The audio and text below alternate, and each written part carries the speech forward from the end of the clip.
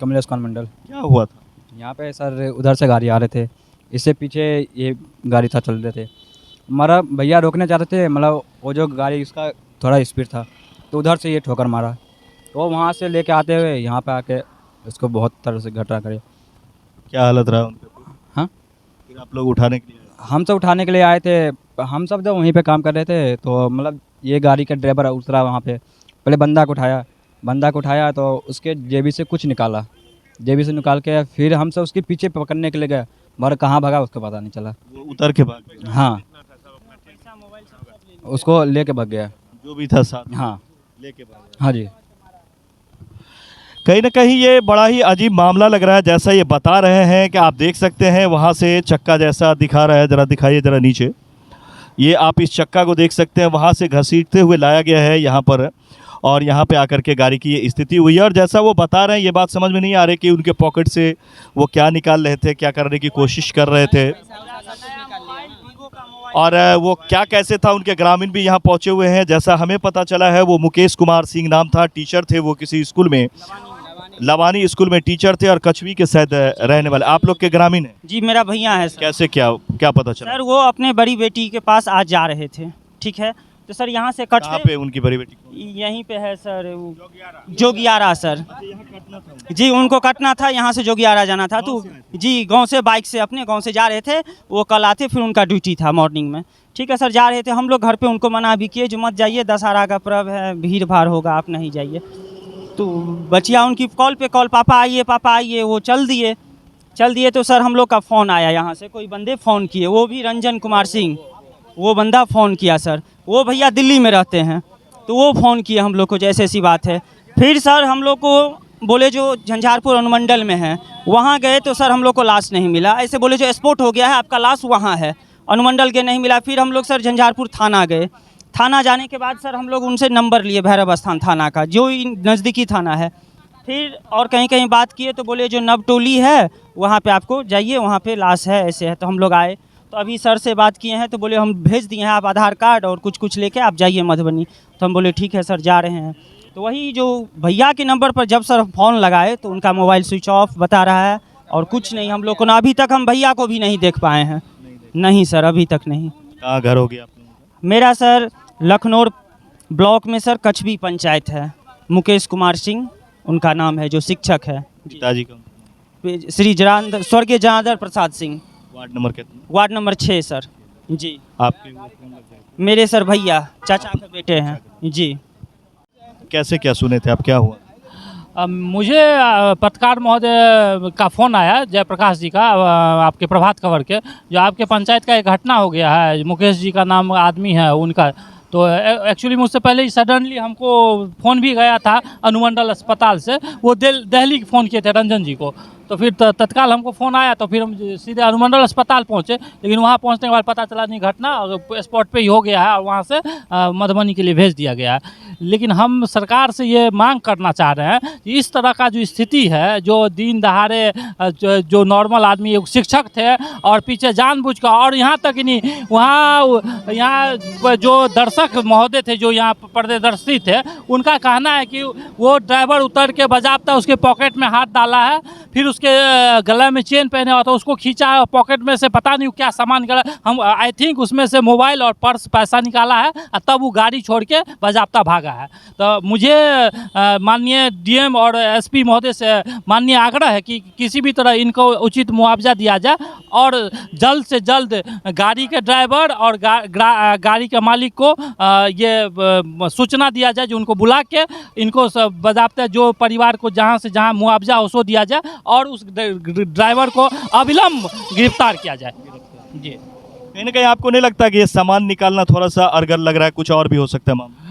लेकिन ये आपकी बात कहना ठीक है, लेकिन वो इस तरह के इंसान नहीं थे। वो तो एक नॉर्मल मिडिल क्लास फैमिली से बिलोंग करते हैं और नॉर्मल शिक्षक थे। नहीं, वो जिस तरह से उनके साथ किया है ये लोग, आपको नहीं लगता कुछ अलग से? अब यही कंडीशन नहीं समझ में आ रहा जो वो एक नॉर्मल आदमी थे तो उनके साथ इस तरह का व्यवहार, या तो फिर यदि जो बिहेवियर किया उससे तो लग रहा है जानबूझ से मारा गया, जानबूझ से मारा गया। लग नहीं रहा एक्सीडेंटल, क्योंकि जो एक्सीडेंटल रहता है वो भाग जाता, वो जेबी में हाथ देगा और चेक करेगा और चेन खींचेगा, ये तो है नहीं। मौका भी था उसके पास जी, मौका भी था भागने का, लेकिन उसने ये वारदात करने के बाद भागा। फिर यहाँ के प्रियदर्शी जितने भी दुकानदार थे वो उनको पीछा किया, लेकिन तब तक वो भाग के निकल गया। लेकिन हमको ऐसा नहीं लग रहा जो उनको इस तरह का कोई दुश्मनी होगा, क्योंकि वो तो एक मिडिल क्लास थे, शिक्षक थे और लवानी स्कूल में पढ़ाते थे, एक टीचर थे शिक्षा मित्र के। ना भाई थे वो अकेले थे, सिंगल थे और 2 लड़की है, उनको 1 लड़का है और छोटा छोटा बच्चा है और बच्चियाँ शादी करने लायक है और बेचारे शादी भी ठीक किए होते, जनवरी फरवरी में शादी करने वाले थे। अब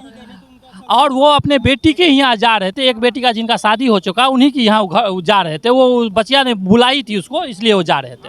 देख सकते हैं भाई में भी अलग थे, अकेला ही थे। कहीं ना कहीं सरकार को चाहिए कि ऐसे फैमिली को एक नौकरी भी होनी चाहिए, जैसा ये लोग भी कह रहे हैं, और होना भी चाहिए। ये बहुत ही ज़्यादा दुखदाई है। भाई में अकेले थे, कोई था नहीं फैमिली में, 2 बेटी थी, एक बेटी का शादी कर चुके थे, दूसरे का भी रिश्ता कर रहे थे। ऐसा परिवार गुजर रहा है। ऐसे क्या मोबाइल के बारे में कुछ कह रहे थे? मोबाइल उनके पॉकेट से निकाल लिया और जो पैसा वैसा था निकाल के भागा है। और वो लड़का लाइव देखा है सारा कुछ, वो पीछा कर रहा था तो वो भाग भी गया कोई गाड़ी से पकड़ के। आप लोग को लग रहा है कोई साजिश है या फिर कैसे? अब सर जानबूझ के उसको किया गया। अगर वो जानबूझ के नहीं करता तो उसके पॉकेट से नहीं निकालता, नॉर्मली उसको उठाता, हॉस्पिटल ले जाता, मारता और उसके पॉकेट से निकाल के तो नहीं भागता पैसा वैसा लेके। इसको जानबूझ के मारा गया है। तब तो जैसे कि आप देख सकते हैं कचवी के रहने वाले थे, जैसा इन लोग बता रहे हैं, इनके परिजन हैं। इन लोगों को पता चला तो ये लोग यहाँ पे आए हैं।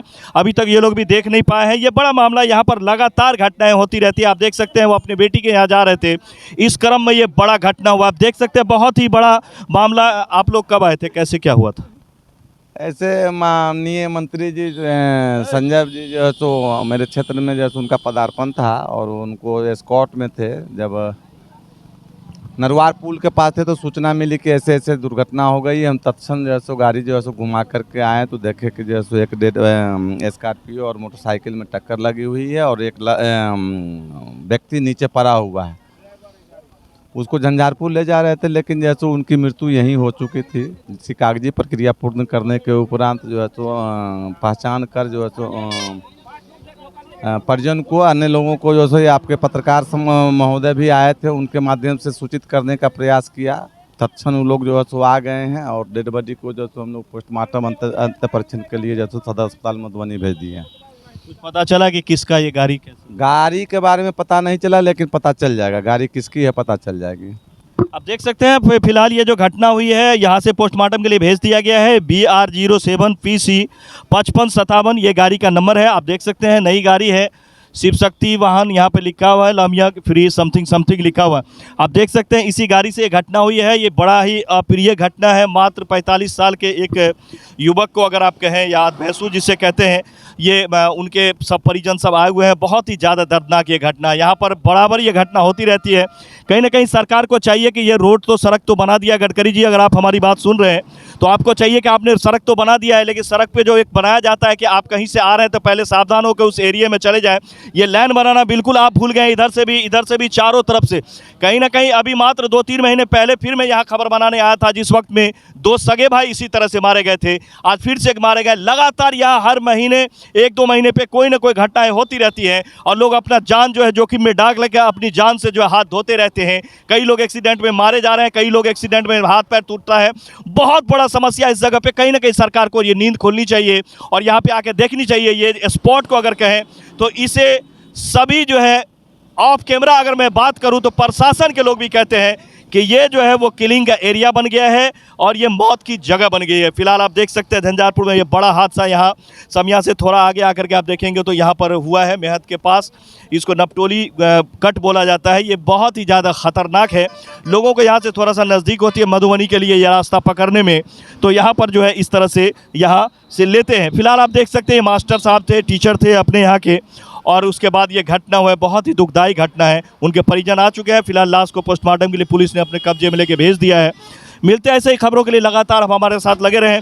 ज़्यादा से ज़्यादा शेयर करें ताकि सरकार समझ सके कि ये जो एक पॉइंट बना दिया है, मौत का जो ये कुआं बना दिया गया है, उसको कहीं ना कहीं जो है उस पर नज़र उठानी चाहिए और सरकार को देखनी चाहिए। किसी चीज़ पे सरकार अभी ऐसा लगता है जैसे कान पटपटा ही नहीं रही है, चाहे वो कोई भी मामला क्यों ना हो। सरकार आंख बंद करके पड़ी हुई है।